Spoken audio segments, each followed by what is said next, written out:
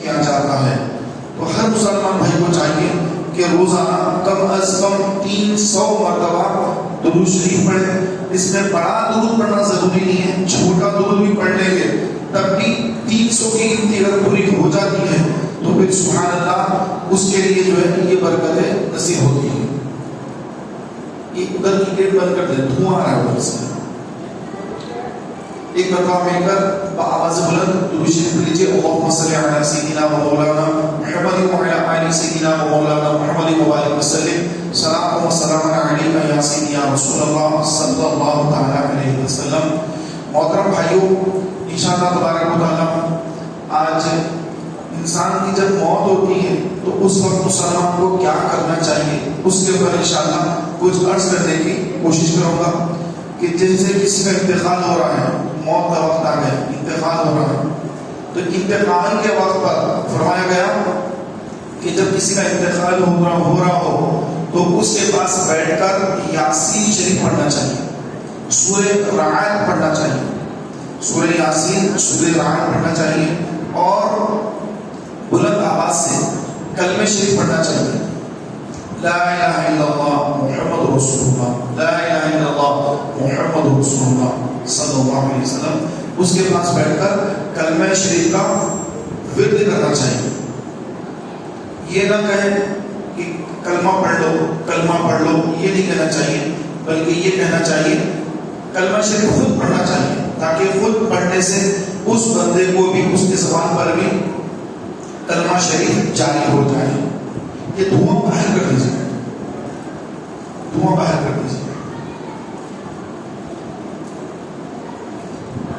ادھر میرے پاس آ جائے گا دھواں، ادھر باہر کر دیجیے۔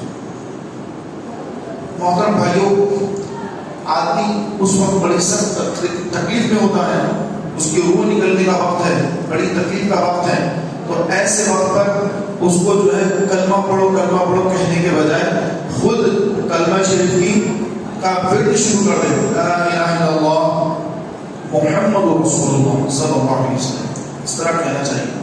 اور جب انتقال ہو جائے تو پھر انتقال ہونے کے بعد اس کی آنکھیں بند کر دیں، آنکھوں کو بند کر دیا جائے، کیونکہ اس وقت باڈی نرم ہوتی ہے، آنکھیں بند کر دی جائے، اور منہ جو ہے اگر یہ کھلا ہے تو اس کو بھی بند کر دیا جائے، اور ایک پٹی بھی اکثر باندھی جاتی ہے، اس لیے باندھی جاتی ہے کہ منہ جو ہے کھلا نہ رہ جائے، تو پٹی سے سر پہ اس طرح پٹی باندھ دیا جاتا ہے تاکہ منہ کھل نہ جائے، تو منہ کو بھی بند رکھا جائے اس طرح سے، اور ہاتھ پیر بالکل سیدھے کر دیے جائیں، اور اس کے بعد اس کا رخ قبلے کی طرف ہو، قبلے کی طرف چہرہ ہو، اس طرح اس کو لٹائیں، اور اس کے اوپر ایک چادر بچھا دیں، ہو سکے تو چادر، وائٹ چادر اڑا دیں اوپر سے، چہرہ جو ہے قبلے کی طرف ہو، تو چہرہ قبلے کی طرف ہونے کے لیے اس طرف پیر کرنا ہوتا ہے، پیر اس طرف کرنا ہوتا ہے قبلے کی طرف، اور اس طرح کریں گے تو چہرہ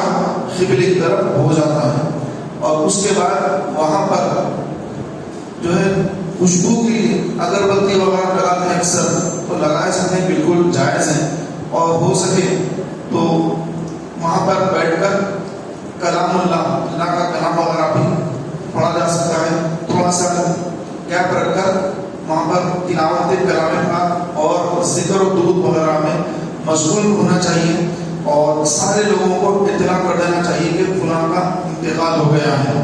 اب گھر والے بیٹھ کر ڈسکس کرنا چاہیے کہ ان کی نماز جنازہ کہاں پر ہو اور کون سے قبرستان میں تدفین ہو، اور فرمایا گیا بزرگوں کے یعنی اولیاء اللہ کے مزارات کے پاس جو قبرستان ہوتے ہیں، وہ قبرستان میں تدفین کی بڑی فضیلت ہے کہ جہاں پر اللہ کا نیک بندہ ہوتا ہے اس کے قریب میں جتنی مسلمانوں کی قبریں ہوتی ہیں ان تمام قبروں پر اللہ تبارک و تعالیٰ کی رحمتیں برستی رہتی ہیں، تو لہٰذا جو اولیاء اللہ ہیں، اللہ کے ولی جہاں درگاہ ہے، ان کی درگاہ ہے، تو درگاہ کے قریب میں جو قبرستان ہے لگا متصل، تو وہاں پر جو ہے تدفین کرنے کا زیادہ جو ہے فائدہ ہوتا ہے میت کو، تو اس میں تاخیر کرنے سے بھی منع کیا گیا۔ جیسے لوگوں کو اطلاع پہنچا دیں، خاندان والوں کو، پڑوس میں، جان پہچان میں، اس کے دوست میں، باپ میں، ہر جگہ خبر پہنچا دیں۔ آج تو خبر پہنچانا بہت آسان ہو گیا ہے، سوشل میڈیا کے ذریعے بہت تیزی سے خبر پھیل جاتی ہے۔ تو خبر کو عام کر دیں کہ ایک مسلمان کی نماز جنازہ میں اگر 3 صف ہوں تو پھر اللہ تبارک و تعالیٰ اس کی مغفرت فرما دیتا ہے، یہ روایتوں میں لکھا ہے۔ تو محترم بھائیوں، انتقال کے بعد میت کی تدفین میں جلدی کرنے کا حکم دیا گیا ہے کہ جب کسی کا انتقال ہو جائے، آپ علیہ السلام نے فرمایا جب کسی کا انتقال ہو جائے تو اس کو جلدی اپنے رب کی طرف پہنچا دو، قبر کی طرف پہنچا دو اس کو۔ اگر وہ دیر ہوگا تو اس کے لیے قبر راحت ہے، اس کے لیے خوشخبری ہے، اگر وہ برا ہے تو پھر جو اس نے کیا اس کے لیے وہی ہے۔ تو لہٰذا باہر سے لوگ آ رہے ہیں، کوئی کہہ رہا ہے کہ امریکہ سے بیٹا آنے والا ہے، UK سے بھائی آنے والا ہے، دبئی سے فلاں دوست آنے والا ہے، تو ان کا انتظار جو ہوتا ہے یہ غلط ہے، یہ خلاف سنت ہے۔ سنت یہ ہے کہ انتقال کے بعد جلد از جلد تدفین کر دی جائے، کہ یہ سنت ہے۔ تاخیر کرنا یہ خلاف شریعت ہے، خلاف سنت ہے۔ آج کل تو لوگوں کو معلوم بھی نہیں ہوتا ہے، اور وہ فریزر جس میں ڈیڈ باڈی رکھتے ہیں وہ لا لیتے ہیں، اور لا کر اس کو ایصال ثواب کی نیت سے مسجدوں میں بھی رکھتے ہیں۔ تو وہ جو فریزر ہوتا ہے جس میں ڈیڈ باڈی رکھی جاتی ہے، تو وہ فریزر میں ڈیڈ باڈی کو رکھنا بھی منع ہے، اسلام کے اندر، شریعت کے اندر منع ہے۔ کیوں؟ کیونکہ اس کے اندر باڈی کو سردی لگتی ہے، اس کو ٹھنڈ لگتی ہے۔ تو یاد رکھیے، جس طرح ایک زندہ انسان کو ٹھنڈ سے تکلیف ہوتی ہے، اسی طرح ایک میت کو بھی ٹھنڈ سے تکلیف پہنچتی ہے۔ تو ٹھنڈ میں نہ رکھیں۔ آپ اپنا ہاتھ اگر فریج میں رکھیں، کتنی دیر رکھیں گے فریج میں اپنا ہاتھ؟ 5 منٹ 10 منٹ، اس کے بعد آپ کا ہاتھ شل ہونا شروع ہوگا، آپ باہر نکال لیں گے، اب سے زیادہ رکھ سکتا ہوں۔ اب میت کو رات بھر آپ جو ہے فریزر میں رکھ دی، کتنی تکلیف اس کو ہو رہی ہے آپ کو خبر نہیں۔ تو محترم بھائیوں، یہ جو دورہ ہے دین میں دین سے دوری کا دورہ ہے۔ صحیح بات لوگوں کو پتہ نہیں ہے۔ جو ماحول چل رہا ہے، جیسا ماحول زمانہ بنا رہا ہے، جیسا دنیا والے ماحول بناتے ہیں، ہم اسی ماحول میں ڈھلنا شروع ہو جاتے ہیں۔ جبکہ حکم یہ تھا کہ جیسے کسی کا انتقال ہو جائے تو بلا کسی کا انتظار کرے اس کی تدفین عمل میں لاتے ہیں۔ سعودی میں کوئی ہے، دبئی میں کوئی ہے، تو بھائی زندگی میں تو وہ چلا گیا کو چھوڑ کر، اب آنے کے بعد بھی اگر چہرہ دیکھ بھی لیا تو کیا ہوگا؟ چہرہ اگر دیکھ بھی لیا تب میت کو کیا فائدہ ہوگا؟ اب میت کو فائدہ چہرہ دیکھنے سے نہیں ہوگا، اب میت کو جو فائدہ ہوگا وہ اس کے ایصال ثواب کرنے سے فائدہ ہوگا۔ تو جہاں پر ہے وہیں پہ رہے، کہ اب باہر امریکہ میں ہے، وہاں سے یہاں پر آئے گا کتنا خرچہ لگا کر، اور جب تک یہاں پہ باڈی کو رکھا جا رہا ہے اور باڈی جو ہے تکلیف میں ہے، مشکل میں ہے، اس کو تکلیف ہو رہی ہے، سردی لگ رہی ہے اس کی باڈی کو، اور یہ اعلیٰ حضرت کا فتویٰ ہے کہ جس طرح زندہ انسان کو تکلیف ہوتی ہے اس طرح میت کو بھی تکلیف ہوتی ہے۔ لہذا تدفین میں تاخیر نہ کی جائے، جلدی تدفین عمل میں لائی جائے۔ اور بعض لوگ تو یہ کرتے ہیں کہ ڈیڈ باڈی کی جو ہے پوسٹ مارٹم بھی ہوتی ہے، جن کی ایسی اموات ہوتی ہے جس کے بعد پوسٹ مارٹم کرنا لازمی ہو جاتا ہے۔ جو پوسٹ مارٹم ہوتا ہے تو جسم پھاڑ رہے ہیں، اندر سے آزار ایسا نکال رہے ہیں، کڈنی نکال لیے، یہ نکال لیا، وہ نکال لیا، تو جیسا زندہ انسان کو تکلیف ہوتی ہے اس طرح میت کو بھی تکلیف ہوتی ہے۔ سوچیے آپ کہ کسی کی باڈی کو جو ہے اتنا چیر کر اندر سے آزار ایسا نکال رہے ہیں، اور نکالنے والا جو ہے کوئی ڈاکٹر نہیں ہے، وہ خطرناک آدمی ہے، بس یوں مار کو نکال لیتا ہے۔ تو جیسا زندہ کو تکلیف ہوتی ہے میت کو ویسی تکلیف ہو رہی ہے۔ سمجھیے آپ کیسا خطرناک مسئلہ ہے کہ ہم سے برداشت ہوگا زندہ آدمی کو کس طرح مار کے اندر سے کوئی نکال، کوئی برداشت کر سکے گا نہیں۔ میت کو بھی ایسی تکلیف ہو رہی ہے، لیکن ہم سمجھتے ہیں کہ میت یوں پڑی ہوئی ہے، لاش پڑی ہوئی ہے، بھائی یہ لاش پڑی، اس کو کچھ بھی نہ ہوگا، ہم یہ سمجھ رہے ہیں۔ لیکن حدیث پاک میں آپ علیہ السلام نے فرمایا کہ جس طرح زندہ انسان ہر چیز کو محسوس کرتا ہے، میت بھی محسوس کرتی ہے۔ تو وہ تکلیف میت کو بھی ہوتی ہے۔ اگر آپ ٹھنڈ میں رکھیں گے میت تکلیف میں ہے، آپ اس کا پوسٹ مارٹم کریں گے میت کو تکلیف ہوگی، آپ اس کو جتنی دیر رکھیں گے اس کی تدفین میں تاخیر کریں گے اتنی میت کسی صورت میں تاخیر کرنے سے منع کیا گیا ہے. تو جیسے انتقال ہو گیا، انتقال ہونے کے بعد لوگوں کو اطلاع کر دی جائے، قریب کے لوگ آ جائیں گے، شہر کے لوگ آ جائیں گے، اور 150 کلو میٹر کی دوری پر گاؤں میں، دیہات میں وغیرہ میں اگر کوئی ہے وہ بھی آ جاتے ہیں گھنٹے 2 گھنٹے میں. لیکن اب جو دوسرے ممالک میں ہیں، انڈیا سے ہٹ کر دوسرے ممالک میں ہیں، دور دراز کے علاقے میں آنے 2-3 دن لگ جائیں گے، 2-3 دن گاڑی رکھ رہے ہیں. یہ خلاف سنت ہے اور اس میں میت کو بڑی تکلیف ہے.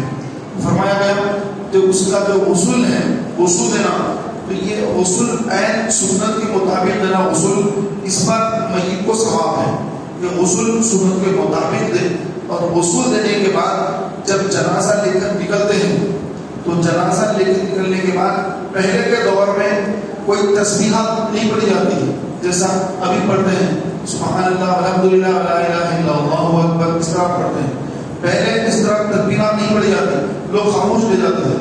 لیکن بعد میں دیکھا کہ لوگوں نے آپس میں گفتگو شروع کر دی، بات چیت شروع کر دی، تو پھر علماء نے یہ کہا کہ خاموش نہ رہ جائیں، کہ آپس میں لوگ بات چیت شروع کر دی ہے تو بات چیت کرنے سے تو بہتر ہے کہ کچھ تسبیح پڑھتے جائے.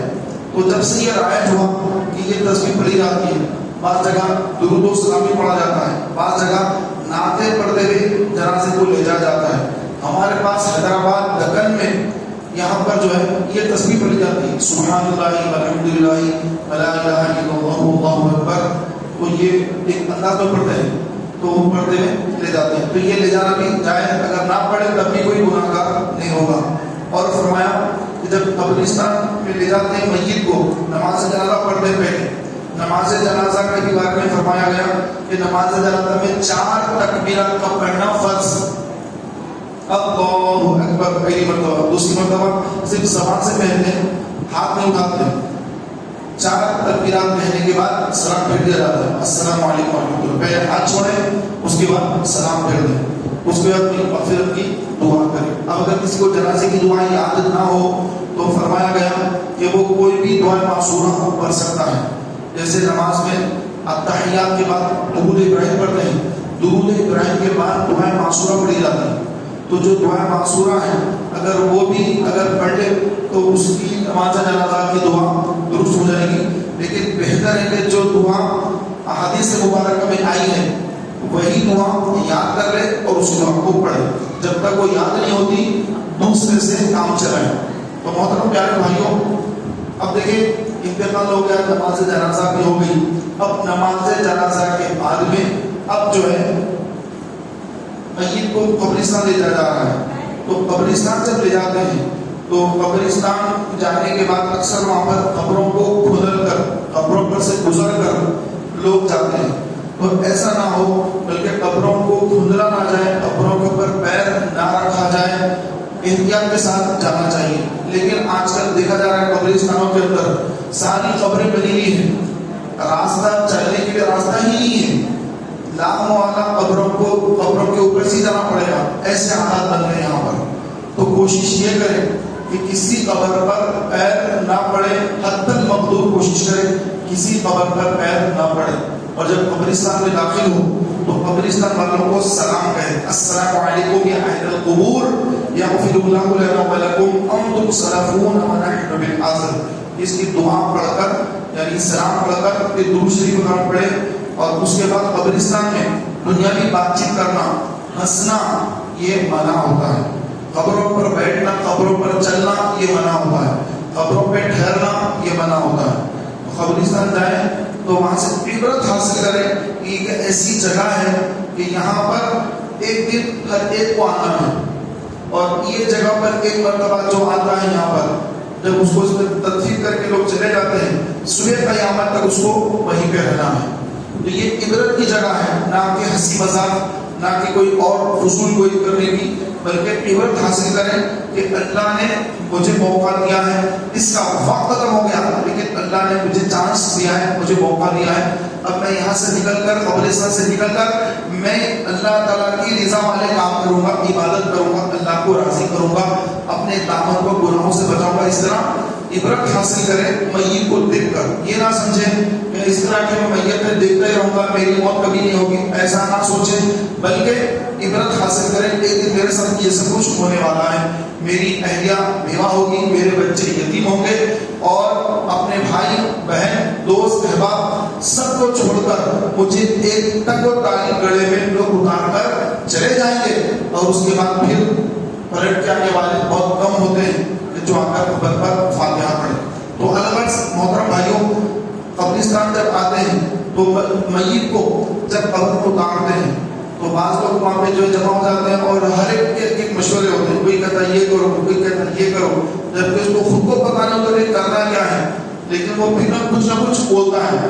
تو یہ سب بول کر قبر میں جو اترنے والے ہیں دو حضرات, ان کا ذہن خراب کرتے ہیں, کوئی یہ بولتا, کوئی وہ بولتا, کوئی یہ بولتا. تو اس طرح نہ کریں, بلکہ کوئی دیندار آدمی اگر ہو تو کہہ دیں کہ بھائی یہ فلاں مولانا صاحب یہ بولیں گے, باقی سے خاموش بیٹھ جائیں, یہ دیکھیں گے یہ بولیں گے. لیکن ہمارے پاس جو ہے ہر آدمی اپنی رائے دیتا ہے, ہر آدمی اپنے آپ کو بڑا سمجھتا ہے کہ میں بھی کچھ مشورہ دے دوں, انہیں بول دیا اب ایک بھی کچھ بولنا ہے, نہیں تو پھر اپن کیسا, تو اپنے کو بھی کچھ بول رہا ہوں. تو ہمارے پاس مزاج ایسا بن گیا ہے. معلومات کو جوتی نے پتا, اس کی دعا کیا تھا پڑھ دیجیے, جب وہی دودھ ڈالتے مٹی ڈالتے ہیں, مٹی ڈالتے کیا دعا پڑھتے ہیں یاد ہی نہیں. جنازہ کی نماز پڑھے, اچھا کتنے فرائض تھے اس میں, کتنی سنتیں تھی اس میں, کتنے اس میں واجبات تھے, وہ تو کچھ معلومات نہیں رکھتا. لیکن بولنے کا ذہن بولتا نہیں ہمارے پاس, سننے کا کم, بولنا زیادہ, معلوم ہو نہ ہو اس بولتے چلے جاؤ. تو محترم بھائیوں, تدفین جب ہوتی ہے, تدفین کے وقت فرمایا گیا جب کوئی مسلمان کی تدفین ہو رہی ہو تو تدفین کے وقت پر وہاں ٹھہر کر مٹی خود بھی ڈالے, اور مٹی دینے کے بعد جب قبر لیول ہو جاتی ہے اور اس کے بعد اس کو ایک شکل دے دی جاتی ہے تو فرمایا گیا کہ سرانے ٹھہر کر الف لام میم پڑھے, اور مہدی کے پاس ٹھہر کر سورہ بقرہ کی آخری آیات پڑھے. شروع میں سرانے کے پاس پہلی آیات اور مہدی کے پاس آخری 3 آیات یہ پڑھنا مستحب ہے.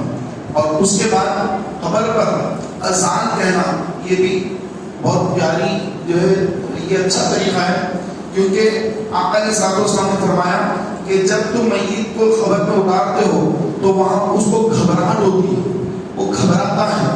تو فرمایا گیا کہ گھبراہٹ کو دور کرنا, گھبراہٹ تکلیف میں آدمی, کیونکہ اذان صرف نماز کے لیے نہیں دی جاتی. جب بچہ پیدا ہوتا ہے اذان اس کے کانوں میں ضروری دی جاتی ہے, جبکہ کوئی نماز نہیں ہے, جب وہ ٹائم پہ نماز نہیں ہوتی, لیکن اذان دی جاتی ہے. اور جب آتش زدگی ہو رہی ہے, آگ لگ گئی, تو اذان دینے کا حکم ہے. بارش اتنی زیادہ ہو گئی, سیلاب آ گیا, طوفان آ گیا, اذان کہنے کا حکم ہے. مسلمانوں کے 2 بڑے گروپ آپس میں لڑ بھڑ رہے ہیں, مار پیٹ ہو رہی ہے, اس وقت بھی اذان دینے کا حکم ہے. اور کسی پر شیطان کا اثر ہو گیا, شیطان چڑھ گیا ہاتھ پر, اور وہ طرح طرح سے جو ہے حرکتیں کر رہا ہے, گھر اٹھا پٹک کر دیا کوئی, تو اس وقت بھی اذان کہنے کا حکم ہے. اور جب کسی کو مرگی کے دورے پڑتے ہیں اس وقت بھی اذان دینے کا حکم ہے. تو یہ اذان جو ہے کئی مرتبہ دی جاتی ہے, صرف نماز کے لیے نہیں, اس سے ہٹ کر بھی اذان کہی جاتی ہے. تو اسی طرح جب میت کو قبر میں رکھا جاتا ہے تو میت کا دل گھبراتا ہے کہ یہ میں کہاں آ گیا, یہ کیسی ویران جگہ ہے, یہ کیسی ڈراؤنی جگہ ہے کہ آزو بازو کوئی نہیں ہے میرے, کیونکہ روح لوٹا دی گئی, روح لوٹا دی جاتی ہے, آدمی گھبراتا ہے اس وقت پر. تو اس وقت جو ہے اگر اذان کہی جائے تو اذان کے کلمات سن کر انسان کو تسکین ہوتی ہے, سکون ملتا ہے اس کو. تو یہ اذان کہنا علماء نے اس کو اچھا ہے فرمایا, مستحب فرمایا. اذان دے تو بہتر, نہ دے تو کوئی گناہ نہیں, دینا بہتر ہے تاکہ میت کا دل بہلے. اس کے بعد فرمایا اس کو تلقین کریں. تلقین کئی لوگوں کو پتہ نہیں ہوتی کہ انسان جب انتقال کر جاتا ہے تو اس کو جب مٹی دے چکو, آقا علیہ السلام نے فرمایا جب تم کسی میت کو مٹی دے چکو تو اس کے سرانے ایک آدمی ٹھہر جائے اور ٹھہر کر اس کو مخاطب ہو کر کہیں یا فلاں ابن فلاں, یعنی اس کا نام لے, اس کی والدہ کا نام لے. یہ سنت بتا رہا ہوں آپ کو میں, یہ کوئی نئی ایجاد نہیں ہے, یہ رسول پاک علیہ السلام کی سنت ہے، اس دور میں ہوتی تھی، اس دور میں ختم ہو گئی، تو اس کو اگر ہم شروع کریں گے تو یہ سنت کو زندہ کرنا ہوگا. یہ بدعت نہیں ہے، یہ سنت ہے، سنت رسول ہے. آقا علیہ السلام نے فرمایا کہ جب تم کسی کو مٹی دے چکو تو اس کا نام لے کر پکارو، یا فلاں ابن فلاں، وہ کہے گا، وہ سنے گا لیکن جواب نہیں دے گا، سن لے گا جواب نہیں دے گا. جیسا میرا نام فاروق ہے، تو کہیں یا فاروق، میری والدہ کا نام کبرا بیگم ہے، یا فاروق بنت کبرا بیگم، پھر کہیں یا فاروق بنت کبرا بیگم، پھر کہیں یا فاروق بنت کبرا بیگم. 3 مرتبہ اس کی والدہ کے ساتھ نام لے.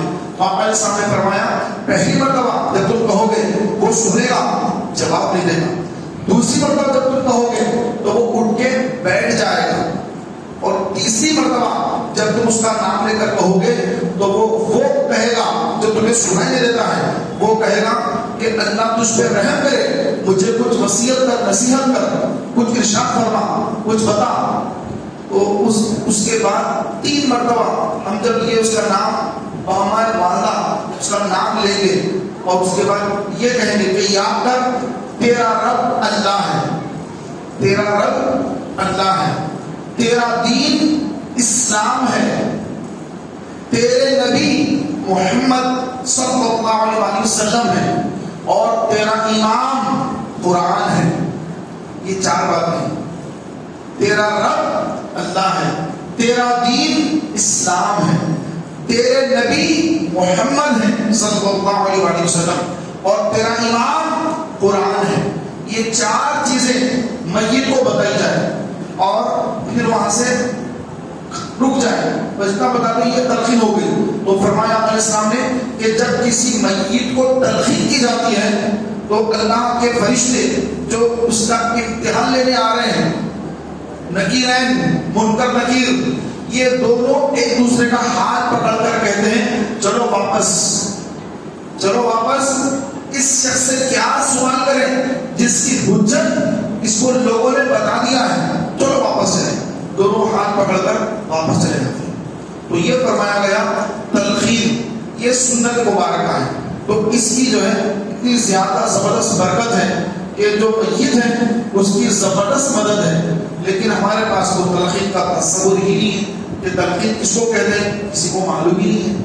لوگ تدفین کے بعد چلے جاتے ہیں جلدی میں اور 40 قدم جا کر لوگوں کو بلاتے ہیں، آئیے آئیے 40 قدم جائیے فاتحہ پڑھنا ہے.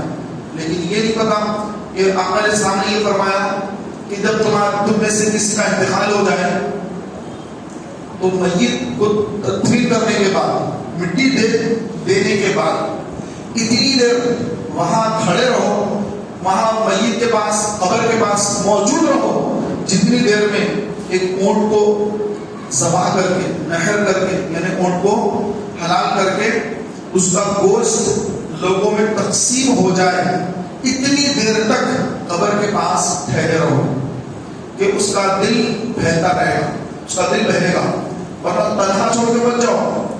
اب ہم کو پتا نہیں ہوتا اصل میں، میت کو معلوم کہ اس کا دل کیسے ڈوب رہا ہے قبر کے اندر، لیکن اس کے قریب رشتے دار وہاں ٹھہرے ہوئے ہیں، اس کا بیٹا ٹھہرا ہوا ہے، اس کا بھائی ٹھہرا ہوا ہے، اس کے دوست ٹھہرے ہوئے ہیں. تو وہ دیکھتا ہے سب کو، یہ سب کو دیکھ رہا ہے، ان کو خبر نہیں، وہ تو خالی مٹی دے کر اوپر مٹی دے دی اس کو ختم. اب کیا ہے، کچھ نہیں ہے. چلو بہت دیر ہو گئی، وہ دوسرے کام بھی ہے، فلاں ادھر بھی جانا ہے، یہ بھی ہے.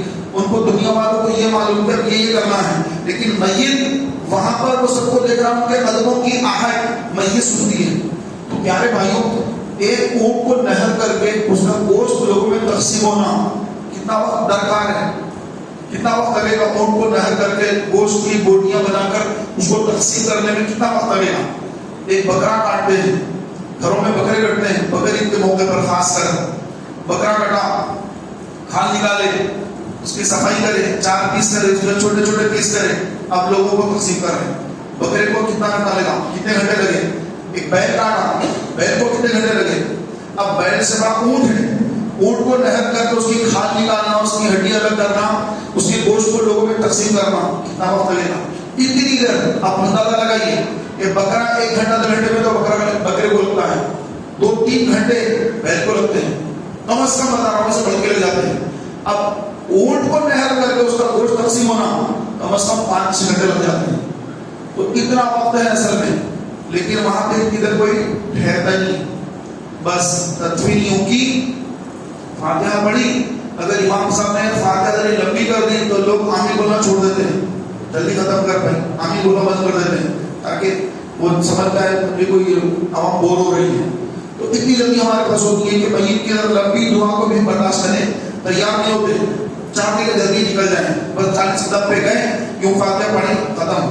جبکہ سنت تو یہ ہے, آقا علیہ السلام فرما رہے ہیں کہ اونٹ کو اس کے نہر کر کے گوشت کو تقسیم کرنے تک وہاں ٹھہرے رہو. تو محترم بھائیوں, یہ سنتوں کو زندہ کرنا ہے, اسے میت کو فائدہ پہنچتا ہے.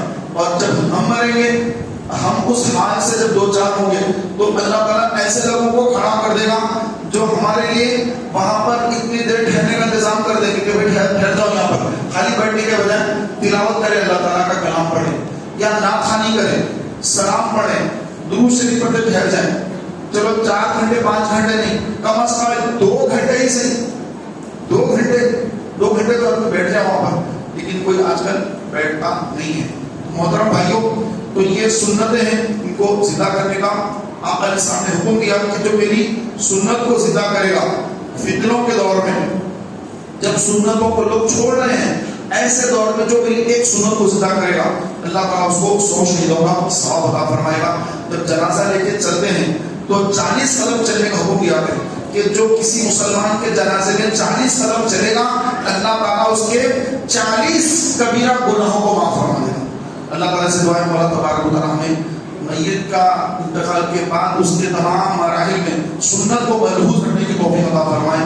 آمین. بجاہ نبی صلی اللہ علیہ وسلم. سنت عطا فرمائے.